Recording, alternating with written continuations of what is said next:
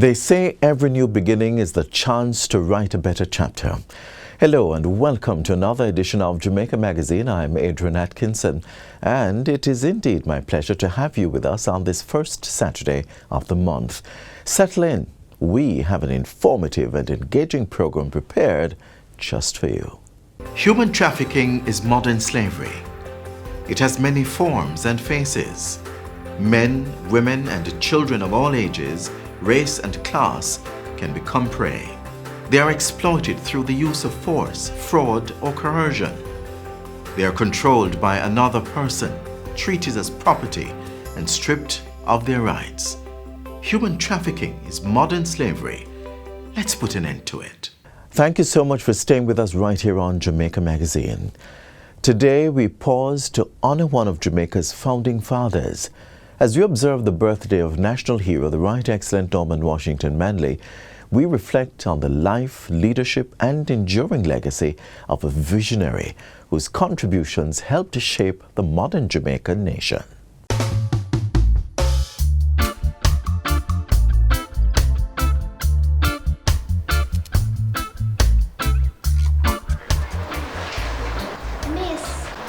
Yes, Betcha. I don't really know much about Norman Washington Manley, other than that he is one of our national heroes. Can you tell us more about him? Sure, but I want you all to listen very carefully, okay? Norman Washington Manley was born at Roxborough, Manchester on July 4th, 1893. He was a brilliant scholar, which meant that he did extremely well in school and later went on to be a lawyer.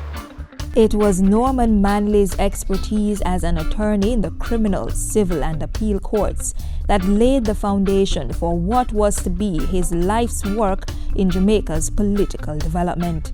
It all started with his advocacy for the country's banana growers who wanted to establish a banana shipping company, but this was strongly opposed to by a foreign-based exporter in Jamaica. Still, that did not stop Manley from intervening. And in the end, the export company set aside 1 cent per sum of banana exported from Jamaica to form a fund called the Jamaica Welfare Limited. And what do you think these facts say about the character of Mr. Manley? Miss, he was not only concerned about the farmers or the poor, but he was also dedicated to helping them. That's true. And in 1938, when a series of industrial actions broke out, workers went on strike, Norman's cousin, Alexander Bustamante, who is another one of our national heroes and who is also a strong defender of the poor working class people, was arrested. And guess what? Alexander Bustamante asked Norman Manley to represent the striking workers who were determined that they would not return to work until Bustamante was released. Norman's response would forever change the course of his life. And that night I made up my mind, and I put an advertisement in the leading newspaper of Jamaica that I would represent all the striking groups in the country. His ability to negotiate the cause of the poor resulted in Bustamante being released and the workers' fury calmed, at least for a while. By this time, Norman Manley had reached a turning point in his political career. And it was then I realized that the time had come to make a new political move. We had had 300 years of British rule without self-government, and it looked as if it was about time we started to take an interest in our own affairs. Miss, what he meant by new political movement? Was he going to stop looking out for those workers? No. He still cared for the people, but he wanted more for them. Remember in 1938 when he formed the People's National Party? Yes, miss! But the people, especially the poorer working class, were not allowed to vote. So he set out on a mission to change that. Norman Manley was deeply involved in the fight for a new constitution for Jamaica and was among those who helped to bring the country to full adult suffrage in 1944 from a reluctant British colonial rule. Manley strove for self-government in a climate that was largely hostile to the idea, and after Jamaica withdrew from the Federation of the West Indies, he set up a joint committee to decide on a constitution for separate independence for Jamaica. With great distinction, Manley led the team that negotiated Jamaica's independence from Britain. Throughout his political career, Norman Manley was elected Chief Minister after the 1955 election and later as Premier in 1958. Are you enjoying the story so far, guys? Yes, Miss. Miss, what can you tell us about his personal life? He was married with children, one of whom is Michael Manley, and he later became the Prime Minister of Jamaica. Although Norman Manley led a busy life, that did not prevent him from finding the love of his life. And sometime between taking up his Rhodes Scholarship to the Oxford University in England and enlisting in the British Army during the First World War, he met and fell in love with Edna Swithenbank. She was an artist and sculptress, and in addition to Michael, the two had another son, Douglas, who also served as a government minister. While helping to create a multi-party system in Jamaica, Norman Manley made the needs of the people the focus of the government. After giving exemplary service to his country, Norman Washington Manley retired from politics in July of 1969. He died in September of that same year at the age of 76, and thereafter was declared a national hero. Well, students, that's all the time we have today to talk about our national hero, Norman Manley. Sadly, we have come to the end of our class, but I have some pictures I would love to share with you.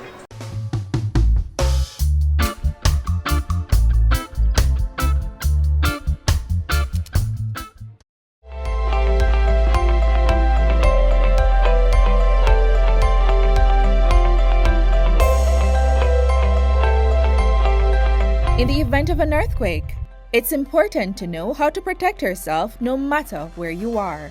Whether you're driving or using a wheelchair, being prepared can make all the difference. If you're driving, you don't go driving under your overpass, you don't go driving over a bridge because those can be interrupted, especially if you're having a major event. Persons using wheelchair, you lock those in place. You normally lock the wheels in place and you do the similar crouching to try to protect the most vital part of your body, which is your head. Remember, safety is always a priority. Be prepared, stay informed, and protect yourself in times of need.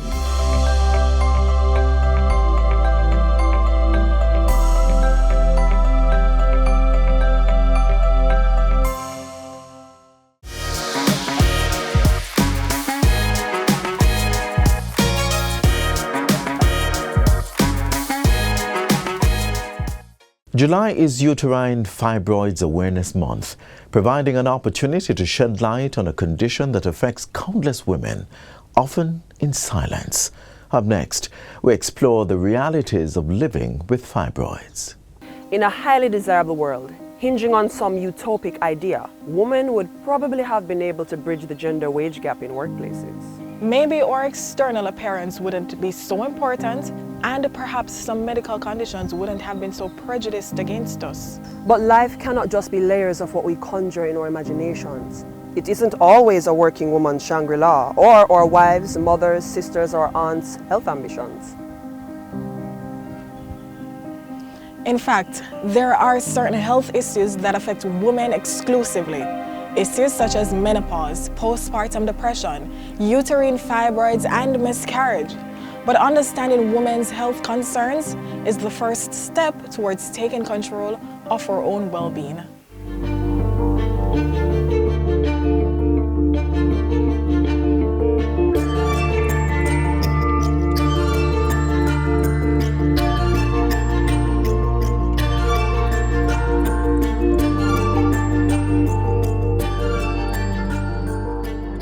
Uterine fibroids are benign tumors of the uterus.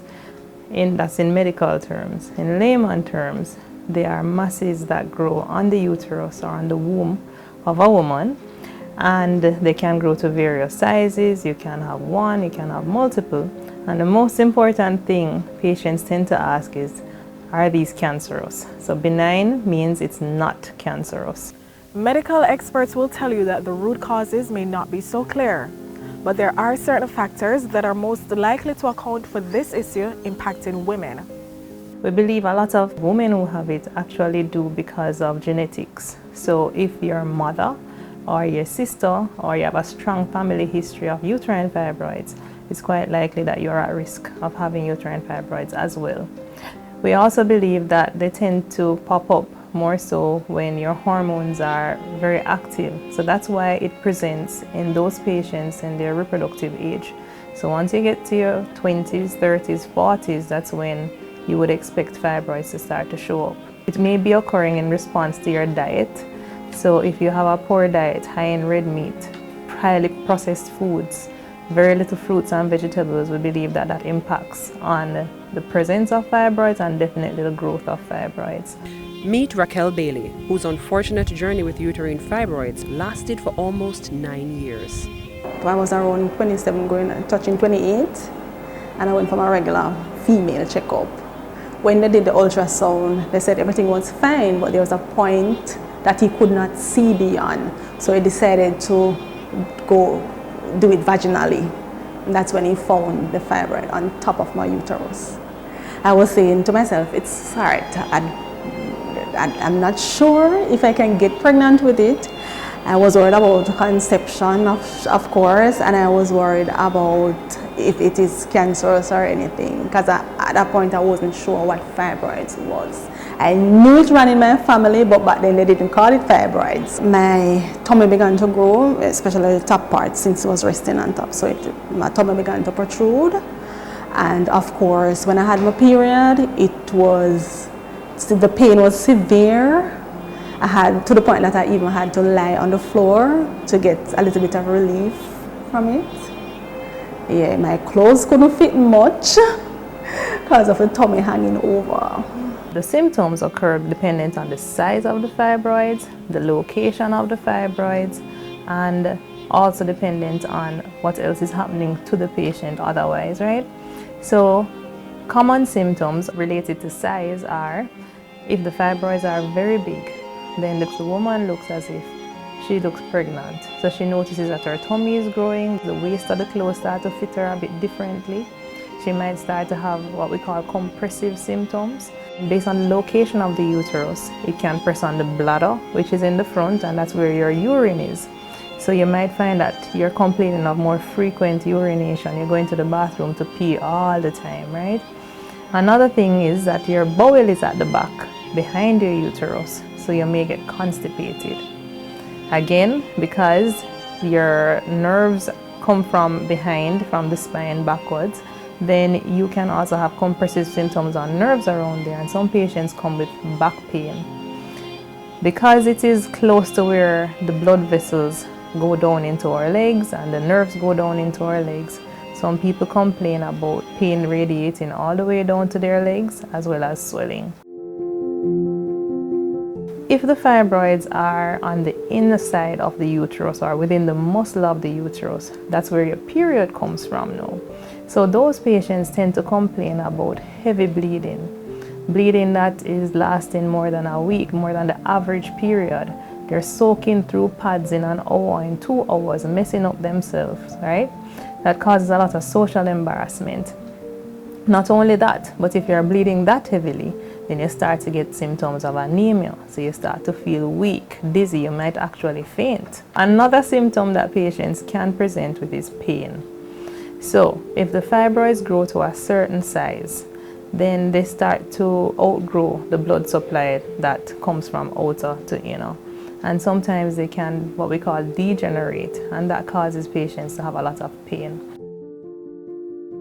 I got married, and my husband and I spoke, and I said to him, all right, I don't want to do the surgery, have any surgical procedure done on me, just in case that they found more and they had to take out the entire thing. So I wanted to try and conceive before doing the myomectomy. Then I got pregnant in the February of 2021. That's when the fibroids became aggressive. It grew and it grew and it grew. I looked so much like I was full-term pregnancy when I was only 4 months pregnant. So it was very aggressive. I was really sick in the first part of the pregnancy, so much so that I was labeled a high-risk patient. After having my baby, I went to the doctor to do my regular checkup, and Dr. Madam was saying to us when we decide to take out the fibroids. So I told her we were waiting on her. She said, no man, the decision is yours. So I said to her, all right, maybe we can do it now. I was there touching my tummy, because when I went in, it was huge, huge. It was like a full baby. It was the size, the fiber was the size of a basketball. It was, yeah, and there were 3 others, so it was 4 fibroids. And she took it out, and when she took it out, she said everything went well, and my uterus, it's healthy. That's the word she used. The best part of my journey having fibroids is hearing that there are treatment options available. So fibroids can be treated in a number of different ways, but really and truly treatment should be aimed at the patient's symptoms as well as what their future fertility desires are. Now, if you are having bleeding problems and the size of the fibroid is not significant, then we can entertain giving you medical management to try and maintain the bleeding to a level that is acceptable. So sometimes that involves using tablets. There are some NSAIDs that we use for that. There are hormonal tablets that we can use. There's also the hormonal injection that we can use to help to reduce the amount of bleeding that you are having. If it is that you are having a problem with pain and size, then that's where surgery comes in. A lot of the patients ask, why doc, I don't really want to do surgery. I'm not ready to do surgery. And they ask if there's anything that can be used to shrink the fibroids. There are medications out there that have been used to shrink fibroids, but they don't maintain the fibroid at that size for the rest of your life. And they can only be used for a short period. If they are not so large but they are plentiful and they're causing you significant symptoms like your blood count is really low, you're frequently missing work, it really interrupts with your daily living, then we would recommend doing surgery. And surgery involves either removing the fibroids only, or we can remove the uterus in total. Now that decision is a big decision. If you have finished having your children, you don't want to have any more kids, then clearly removing your uterus is okay. What I learned coming out of this entire experience is that I should not be afraid of my doctor, all right, or doctors in general. The gynecologists, they are there to help you. Visit them, have an annual or your regular routine checkup. It is to ensure that you have a healthy life.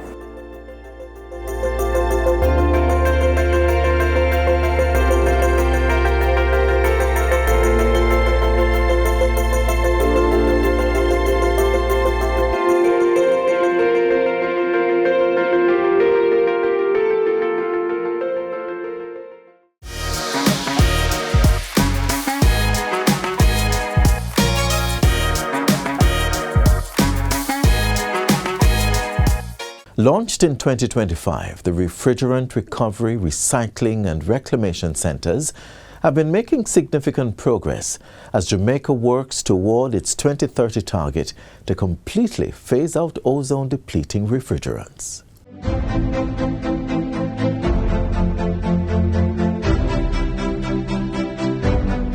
A year ago, Jamaica took a decisive step towards protecting its future. And so it is with great excitement that I stand here today to bring greetings and to publicly declare the support of the Heart and STA Trust for the establishment and operation of 7 refrigerant recovery, recycling and reclamation centers in Jamaica. The overall objective of the center is to sustain the momentum of the complete phase out of the use of ODSs in the refrigeration and air conditioning sector, and that's a target by 2030. A moment marked by vision, partnership, and purpose.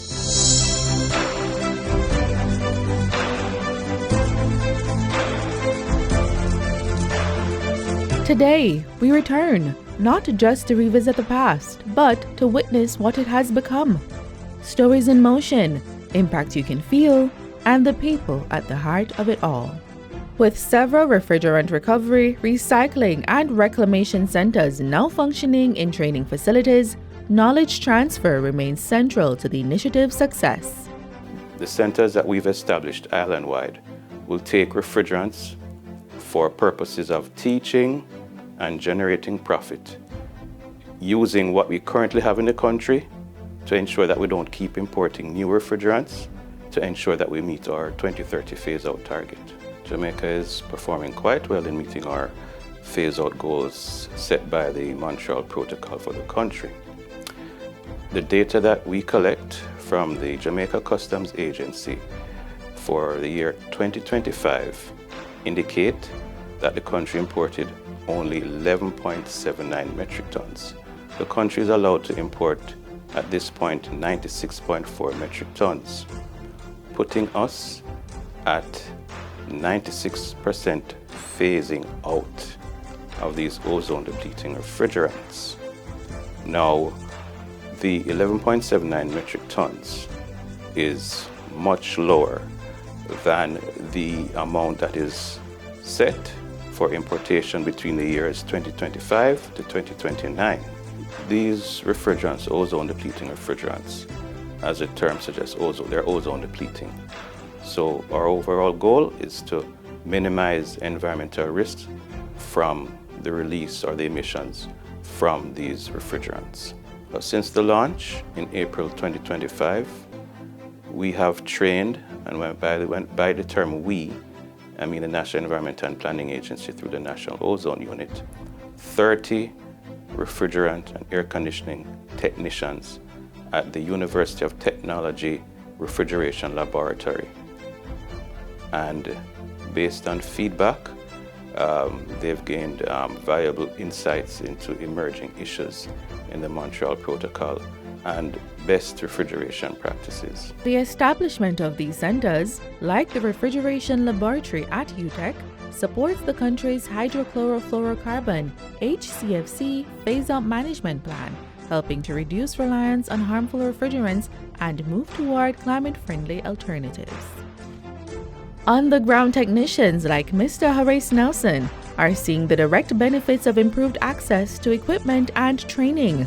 From what he has witnessed, does he believe that access to this equipment has improved? The simple answer to that is yes, it has improved significantly recently over the years, simply because there are a number of national and international initiatives to encourage technicians to be able to adapt to the new processes. There are a number of recycling centers, particularly last year when NEPA introduced about 7 recycling centers with the assistance of our trust, UNDP. And that has allowed our technicians to have access to far more modern equipment in order to be able to meet some of those standards, and particularly the recovery, the recycling, and the retrofitting of equipment. So, progress has been made, but what more can be done? So I think what we should do is to get the information out, allow our smaller technicians, which are more, to be able to, have closer access to the equipment, to be able to do the retrofitting and the recycling. And this progress doesn't only involve men who have traditionally been at the forefront of the field. More women are entering the industry, and this shift isn't happening only in Jamaica, but Caribbean-wide. And the fact that there are more women entering, this is so simply because UNDP, UNEP, is pushing the initiative for women to be accepted and to join the rank of technician. Remember, the Montreal Protocol demands that we as technicians must recover refrigerant, we must recycle refrigerant, we must apply better management of refrigerant, we must be able to store it properly, we must be able to transport refrigeration properly, and we must be able to dispose of refrigerant in a sensible and more practical way. So what you will find is that more technicians are getting the training, because all the training institution now has incorporated the daily practice in the training program. Jamaica's refrigerant recovery, recycling, and reclamation centers are helping to build a more sustainable future for the refrigeration and air conditioning sectors. With continued support from international partners such as the United Nations Development Programme and the United Nations Environment Programme, the initiative is advancing Jamaica's transition away from harmful refrigerants.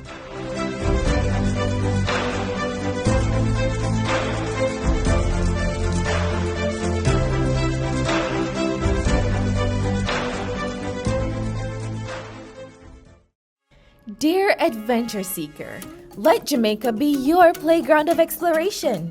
If you're a thrill seeker, paragliding might just be your fit. Or if you're a nature lover, go for a hike and explore the beautiful flora and fauna. If you're someone looking to break a sweat, grab your bicycle and go for a ride. Discover the adventures that await you in Jamaica. Your perfect escape is just around the corner. It's summertime, and I know those packages are coming in by the numbers. Before your next shipment arrives, here's a quick reminder on why requesting your Jamaica Customs C number can help make the clearance process faster and easier.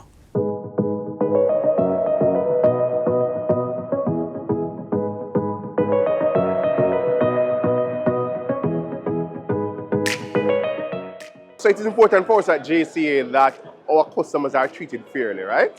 And we know it's easy. I'm being frank, it's easy to blame customs for everything. But how do you verify whether customs is charging you or not? There's what we call a reference number, or we call it a C number. So if it is that you import anything, the de minimis is now $100 US.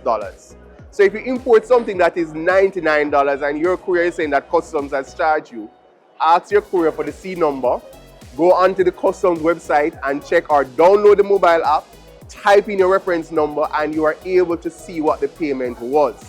Your courier must provide you with a customs invoice. And if you have problems after that, send something to quick.response@jca.gov.jm and we will follow through, because we take these matters very, very serious. Send a report with your detail identifying who you are, what your import is, who is your courier company, and the challenges that you are having. And what we will do as the regulator, as the persons who authorize the courier companies to submit documentation on your behalf, electronic documentation, we will investigate. And I can tell you that our CEO has taken a zero-tolerance stance against freight forwarders, couriers who are perpetrating these type of, I call them offense, against the customers. And there are avenues that are available if they continue to do these things, that there is redress and there are things that can be done. For example, we hope we don't get to that, but the commissioner has the power to suspend their access to our platform where these declarations are submitted. So we urge the courier companies, comply, treat your customers well, give them the correct information, and there's still opportunity for you to continue to make a wonderful living from the trade.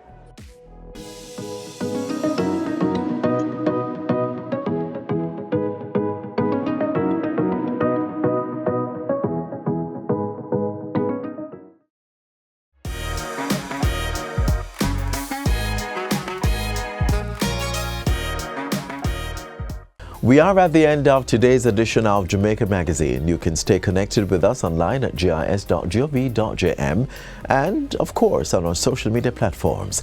On behalf of the entire production team, I'm Adrian Atkinson. Thank you so much for watching, and have yourselves a great weekend.